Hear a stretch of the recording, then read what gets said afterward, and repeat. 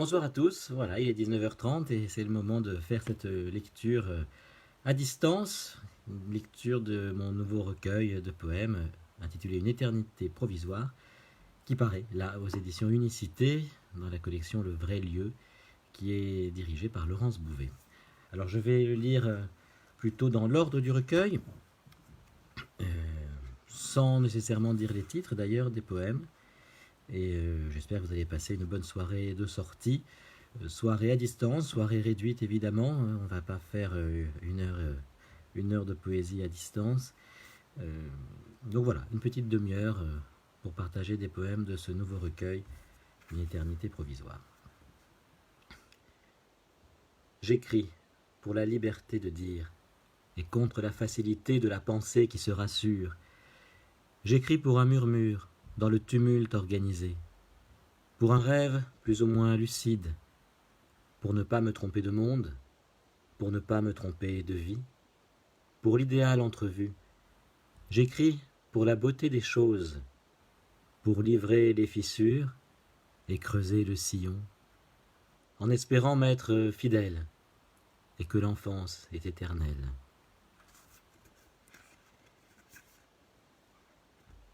Connaît-on l'intime à temps?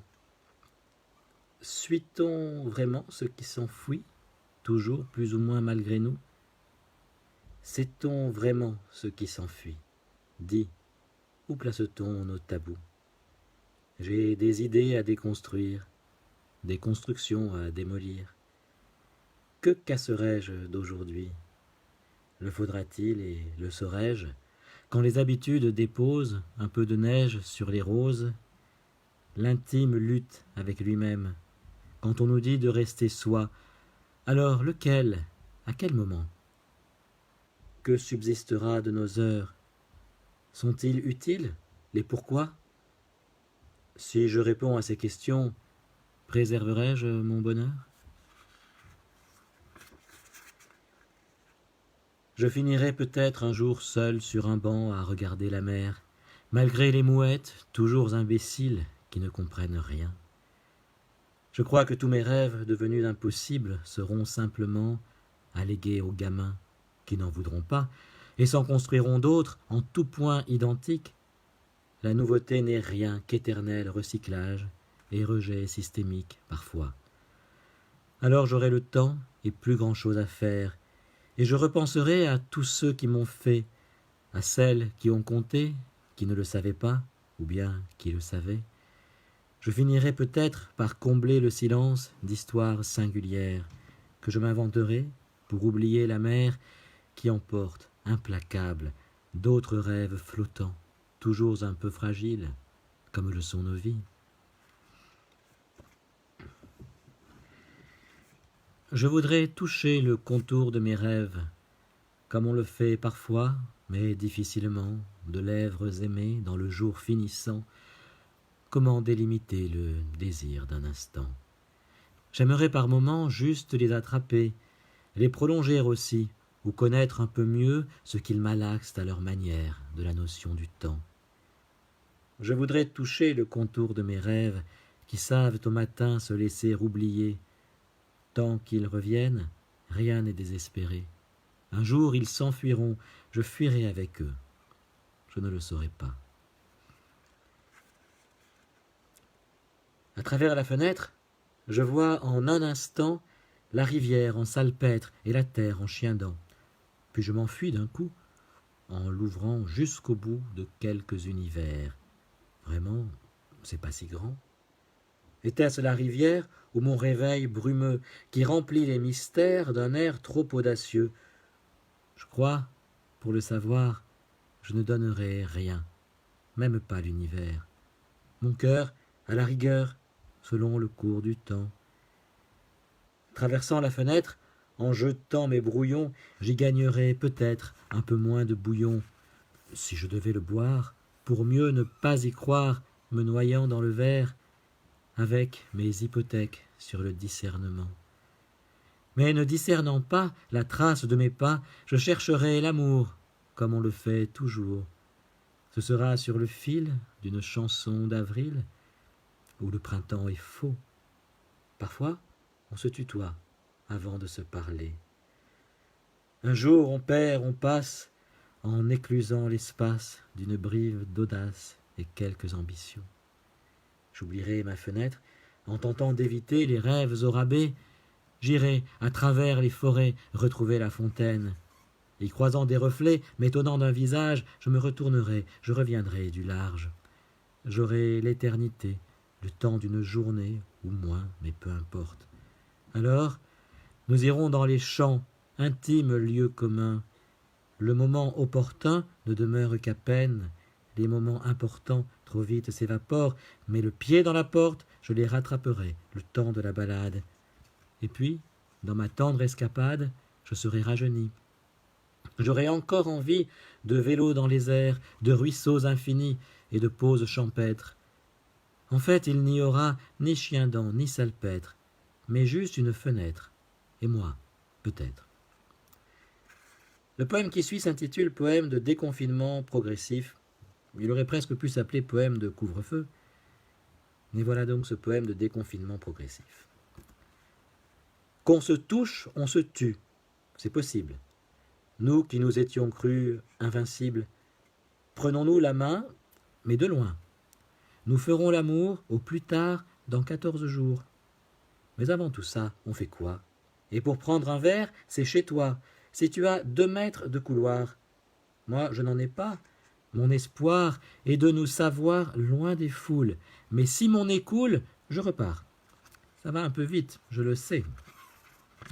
Mais viens, on se quitte, c'est réglé. On est seul au monde, dans la rue, sur 1 kilomètre, tout au plus.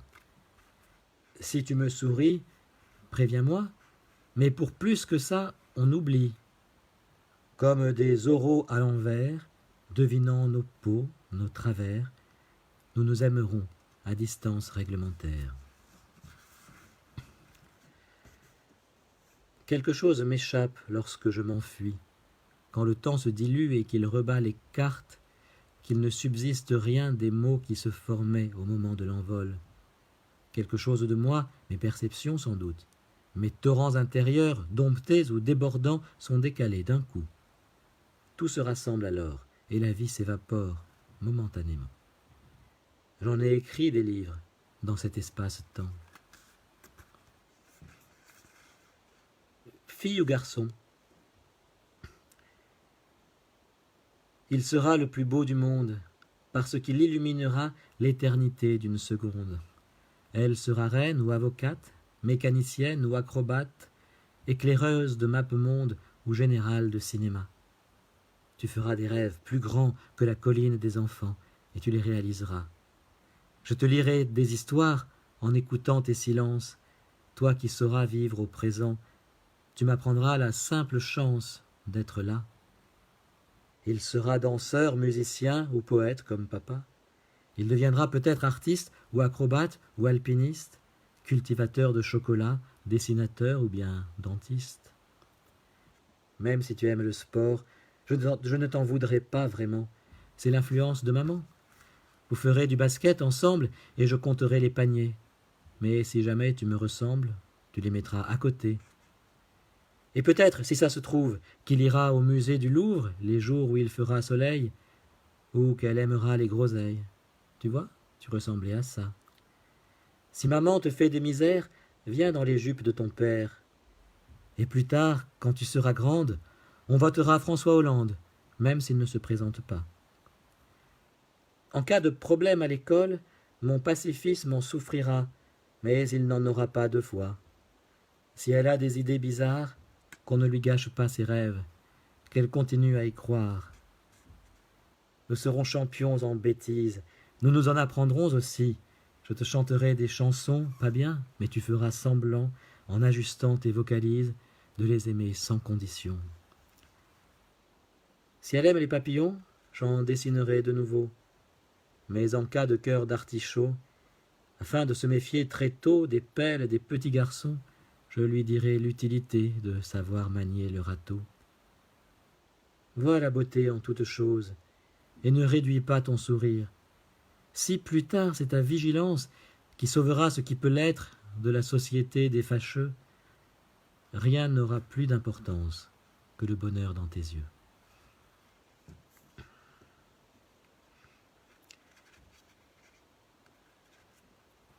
Nous nous réfugierons dans une boule à neige. Parfois, ça fait du bien quand le monde est petit. Nous abandonnerons nos pudeurs solitaires en soulageant nos vies, ensemble et 3 fois rien. Je veux bien le bonheur s'il n'est qu'à ce prix. Dans notre boule à neige, nous aimerons l'hiver qui ne donne pas froid, qui ne fait pas un bruit. Nous nous réfugierons dans une boule à neige en agitant nos rêves, en y croyant aussi. Et nous décollerons simplement de la terre en savourant la nuit. L'illusion sera brève, près de la tour Eiffel, quand l'enfance est ici. Dans notre boule à neige, nous aimerons l'hiver, qui ne donne pas froid, qui ne fait pas un bruit. Et nous nous blottirons dans cette boule à neige, tout près du Moulin Rouge, Sacré-Cœur nous aussi, de nous être laissés emporter par la vie, qui connaît le mystère de l'univers qui bouge, qu'on serre dans la main pour s'en aller sans bruit. Si nous nous séparons,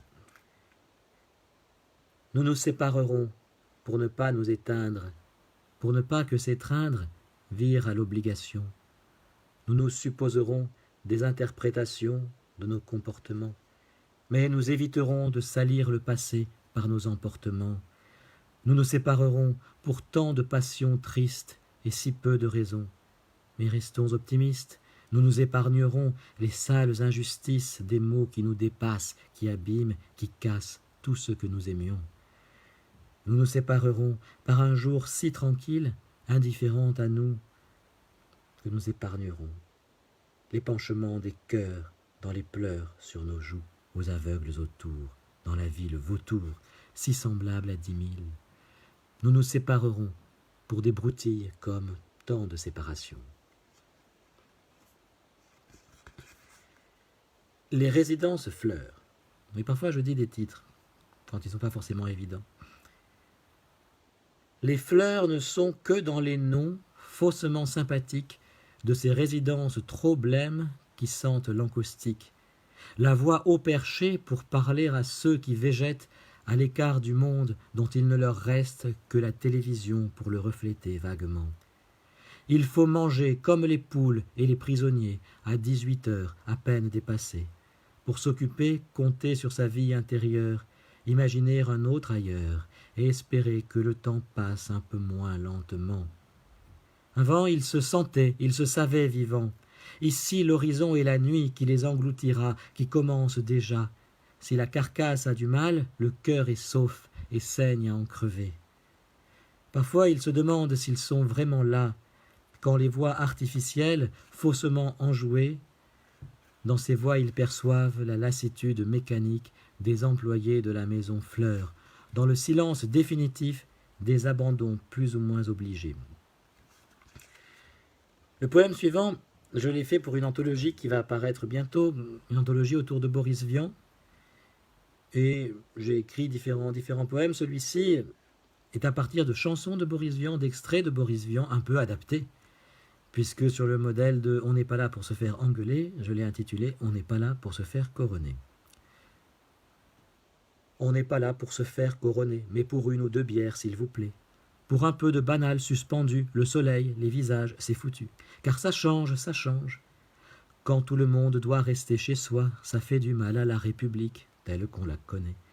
On a besoin de ne plus se toucher, de ne plus s'embrasser, s'encastrer, se lécher pour préserver la santé publique, de ne plus se parler de trop près, sauf dans les cas d'urgence atomique. C'est comme ça qu'on sera sauvé. Attention aux crises de panique, aux arrivées de dépression frontale, comme aux catastrophes conjugales. On apprend quelques mots, confinés, chloroquine, on dit non, et puis oui, et puis non, et j'ai même essayé l'astragale. On a connu de nouveaux visages, Véran, Raoult, Salomon, défilés télévisés, un printemps plein d'images. Le temps ne passe pas vite, la preuve, on a vu blanchir la barbe d'Édouard Philippe. Qui dit oui, qui dit non, qui dit on ne sait pas. Ce qui était inutile en mars devient indispensable. Restez chez vous sauf pour aller voter. Dans un film on en ferait des farces, mais c'est d'une tristesse incroyable. On viendra pour la fête, mon pote, mais un peu plus tard. La raison est très simple, on voudrait pas crever, mais bientôt nous irons vers la vie. On en boira des bières, mais peut-être masquées.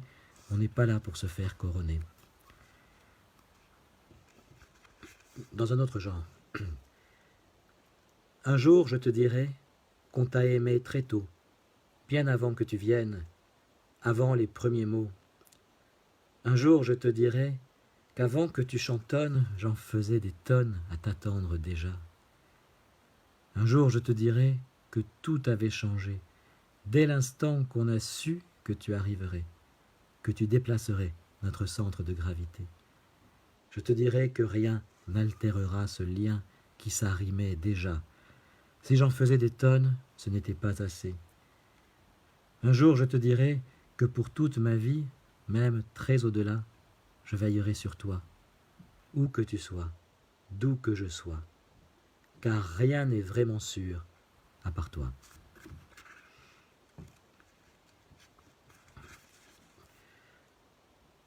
Quand le ciel tombera sur nos têtes, que la fête sera finie depuis belle lurette, il ne restera presque rien, quelques mots d'un refrain, d'une chanson d'amour d'un jour. Quand un mot blessera le chemin, que tout sonnera faux dans ce qu'on pensait le matin, il ne restera plus grand-chose des pétales de rose d'une chanson d'amour d'un jour. Quand l'hiver sera là pour longtemps et qu'on se blottira contre ce qu'on rêvait avant, il ne restera que nos yeux pour pleurer plus qu'un peu une chanson d'amour d'un jour.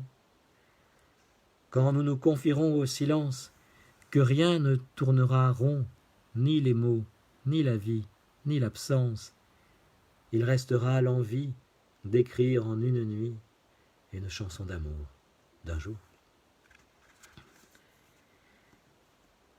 Faire la paix, d'accord, mais pas avec les marchands de mort, pas avec les hooligans hystériques, pas avec toi qui m'as piqué du fric, pas avec les briseurs de rêves, ni les assassins d'enfance, pas avec les orfèvres en désespérance.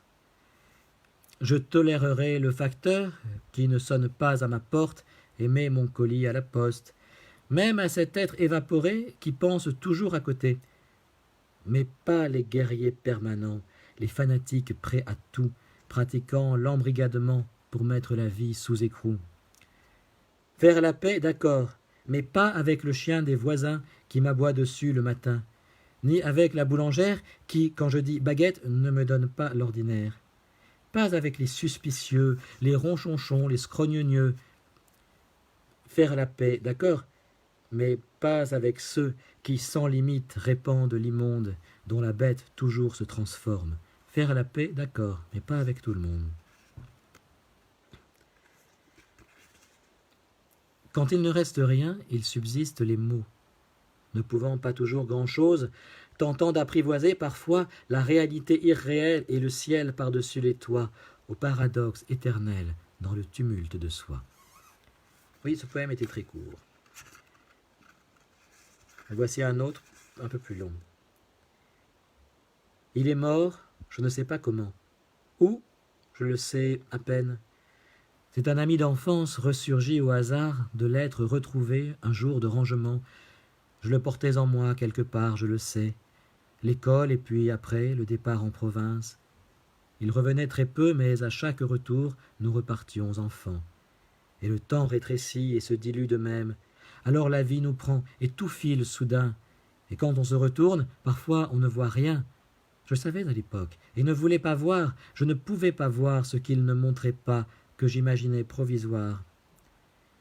Ce jour de février, les lettres m'ont mené jusqu'à lui. L'envie de le revoir, repartir au hasard en enfance un moment. Alors j'ai eu envie d'utiliser ce qui nous permet de trouver ce qu'on ne cherche pas. Puis je l'ai cherché, le moteur, à fumer. Un faire-part déjà, vieux de plus de 15 ans, et lui juste 25, et moi qui l'ignorais, moi qui l'avais revu quelques années à peine plus tôt. Y a-t-il un moment pour construire un tombeau? Oui, il n'est pas très joyeux celui-ci. Et en plus, il est réel. Alors, c'est lancé, un poème en écho à Jeunesse d'André Chédid et aussi à partir d'une anthologie à laquelle j'ai participé. Il faudra s'élancer dans un élan plus doux et ne rien dégrader par les mots, dans les mots, pas même soi-même. Tant d'ombres éclaircies, tant d'autres recréées. Si nous savons encore pleurer, nous saurons saisir aussi le monde, sentir ses pulsations, avoir pour utopie que le fatras ne mène jamais au fracas, rêver encore, rêver surtout, quel que soit le moment, et ne pas rejeter l'inutile, le vent.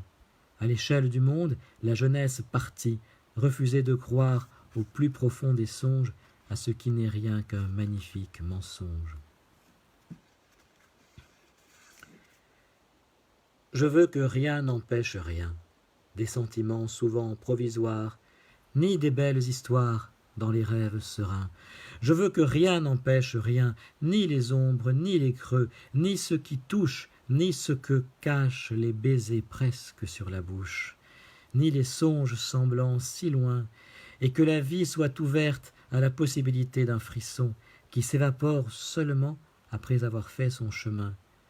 Je veux que tout soit dit quand les regards s'en mêlent, et réconcilier le réel avec les espoirs de la nuit, que les doutes soient dissipés, comme nous, quand nous avions l'âge, puissions-nous avoir le courage de ne pas les affronter.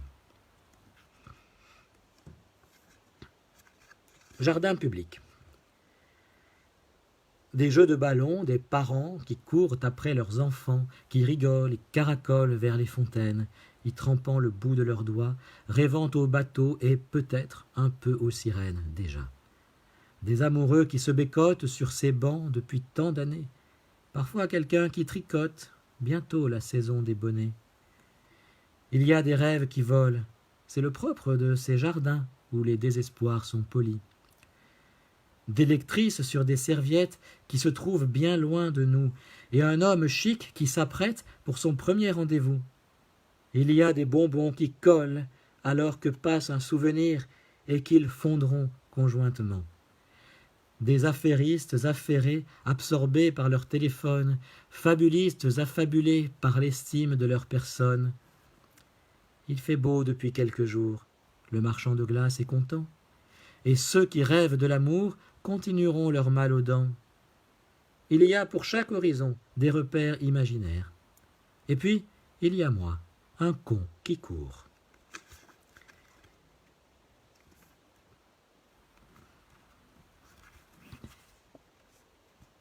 Que la vie soit ce ballon d'espoir lancé, parfois se perdant d'où l'on ne voit plus rien, qui apparaît soudain sans raison apparente, sans être autorisé, et que tout soit vivant, comme volé au vent, avant que soit vendue la valeur de l'argent.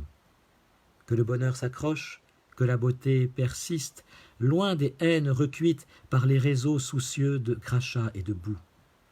Ceux pour qui le futur devient une hypothèse savent bien la valeur de l'instant. Sachons goûter le vent et la banalité du quotidien qui file, de nos joies provisoires qu'on ne soupçonnait pas avant qu'elles s'échappent de la parenthèse. Prêtons-nous la joue et chantons ensemble le bonheur d'être là. Un poème maintenant qui s'intitule « Écho d'amis ». C'est un poème qui parle d'une promenade entre amis. Je me suis amusé à cacher des homophonies de noms connus. Par exemple, Michel Piccoli. Oui, je sais, c'est pas le plus fin que j'ai fait, mais j'aime bien Michel Piccoli. Et ben voilà, Michel Piccoli. Et il y en a plein comme ça, il y en a 40 dans ce poème. Je ne sais pas si vous allez les trouver tous, mais même si vous ne les trouvez pas, c'est pas grave du tout, puisque le poème, c'est une promenade entre amis, et on va écouter cette promenade entre amis. Gustave a bien du malheur, mais Johnny se fait à l'idée, et se met à traîner comme Charles qui l'attend. Gustave lui dit souvent « Assieds-toi, Charles, et lis !» Mais Charles aime le foot, où Gustave s'ennuie. Quand ils jouent entre amis, chacun a sa méthode. En observant, Émilie marche, Marianne et Denis courent. En transpirant, Alain sent fort.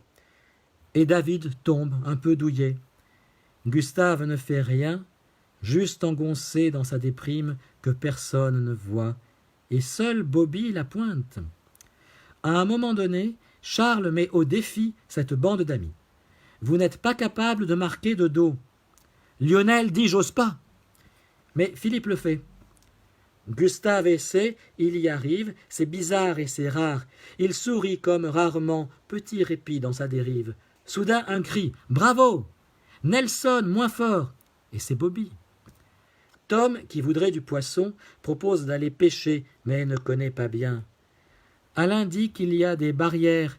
Céline ne sait pas trop, elle cause à Simon, qui s'écrie « Vous voulez ?» David répond « Bah oui !» Et c'est parti. Tous se mettent d'accord pour demain. Le lieu, Claude Lemel, car il en connaît un. Le lendemain matin, la canne sur le dos, parvenant à l'étang, rigolard, insouciant, il s'assoit. C'est Thierry qui a des fils à pêche. Bientôt sa mort, ça y est. Anne pêche un brochet. Puis Éric, c'est extraordinaire, voit passer rarissime une anguille un thon. S'attardant sur l'anguille, laisse filer le thon. Pierre, qui a tout vu, s'enthousiasme d'un coup. Pour l'anguille, c'est par où? C'est alors que John biaise, mais ne sait pas du tout. Le temps passe, il faudrait peut-être bien manger. Béatrice à la dalle. Michel sort le ricard. C'est tout ce qu'il a pris. Cécile boit quand même. Et Jean-Claude est bourré. Alors Gustave dit « Fini la pause, allons donc au village ». Le chemin est étroit, alors il s'en amuse. Gérard crie « 2 par 2 ». Évitez les écluses.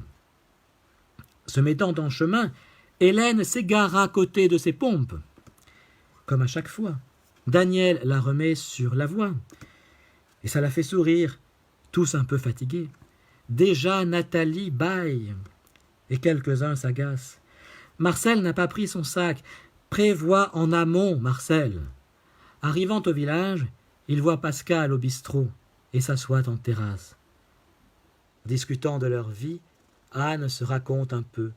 Jackie, je l'indiffère. Il parle toujours à Jean-Luc.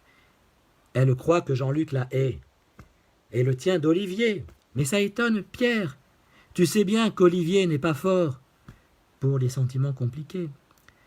Elle en parlait hier à Patricia, mais souvent Patricia casse. Elle a quitté Michel parce qu'il pique au lit. Allez, venez chez moi, on fait des crêpes. C'est David qui propose. Anne sourit. D'accord, mais pas toi, tu fais toujours des grumeaux.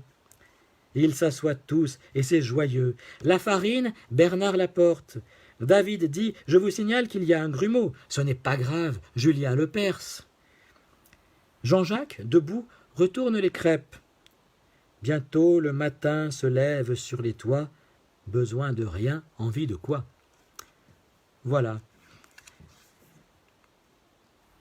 On va terminer par les 2 derniers poèmes du recueil. Alors j'en ai sauté un certain nombre, je n'ai pas lu le recueil dans son entier. Voici les guinguettes de Marne. Qui se rappellera les guinguettes de Marne et les racontera d'un passé qui s'acharne avant d'être vaincu? Qui dira l'importance d'une simple rengaine, une fille abordée dans un bal, petit bal? Un garçon lui sourit, ballotté lui aussi. Déjà le point commun d'un destin distendu dans le balancement des corps et des accordéons. Qui se rappellera les guinguettes de Marne, un nouveau patrimoine sur des photos jaunies, et les chanteurs des rues? Les boléros, les valses, souvent jaunes ou bleues, et la douceur des slows qui ne seront jamais désuets. Les petites histoires de 3 minutes 30 du peuple de Paris ou d'un peu à côté. Le malheur, il l'avait connu, et la vie avant tout, la vie qui fredonnait. Qui dira l'importance des chansons populaires, inventant un moment, un amant, une amante, leur air universel, et ce qu'elle disait du temps chassant les belles et les chanteurs des rues. Et puis le poème qui clôt ce recueil.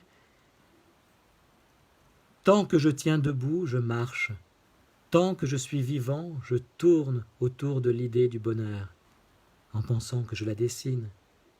Tant que je tiens debout, j'ai peur d'avoir inventé des mirages et d'avoir cru en Mélusine. Je protège mes illusions qui serviront un jour ou l'autre à ceux qui les retrouveront.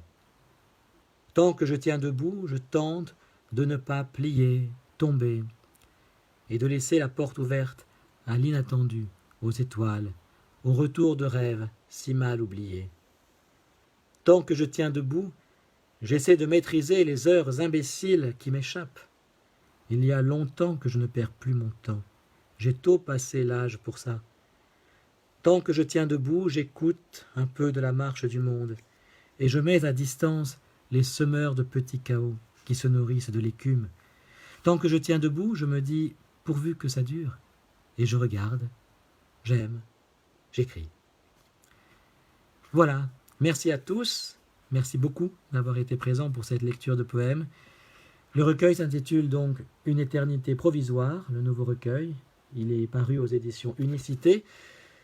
Il est en train d'arriver en librairie, il peut se commander, et il peut aussi se commander directement dès maintenant sur le site de l'éditeur, donc les éditions Unicité.